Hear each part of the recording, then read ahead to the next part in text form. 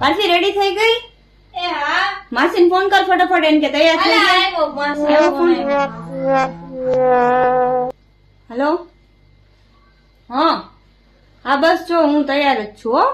એ હા જલ્દી આવજે પછી ત્યાં એવી મોટી લાઈન થઈ જાય છે ને. હા તો ને એમ શું હાવ બાયું કોઈ જોયું ન હોય ને એમ એવડી મોટી મોટી લાઈન હોય.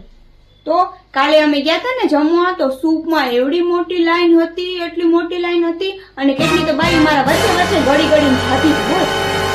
તો શું નહીં ને.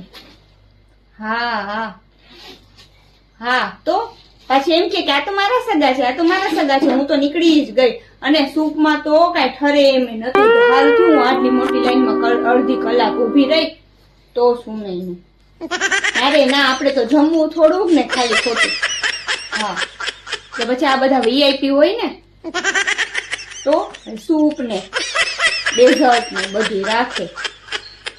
નકર પેલા ક્યાં આવું બધું કઈ હતું? તો શું નહીં. હા તો 1 વાગી ગયો છે, હાલ જલ્દી જાય નકર પછી ગળદી થઈ જશે. હા હા તો સાચી વાત છે. હા એ તો ખુદ ને ઓલા નીતા માસી સમજતા હશે ને.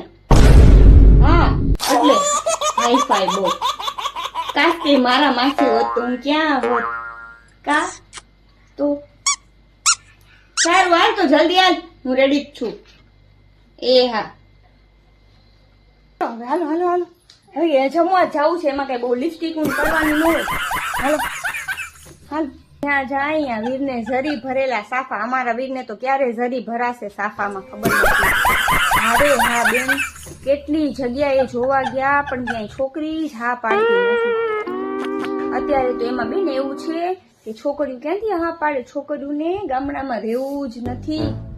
4 વ્હીલ જોઈએ ફરવા માટે, અઠવાડિયે તો બહાર ફરવા જવું જોઈએ, બારે ખાવા જવું જોઈએ. આપણા જેવા હોય તે રે નહીં. હા રોટલા ઘડી ઘડીને ખાય રાખો. અત્યારની છોકરીઓ કોઈ દે તો કેટલી જગ્યાએ ગોઈતું બેન કોઈ હા પાડતું નથી. ઓલી છોકરી કુંવારી છે ને એને પૂછજો ને જરા.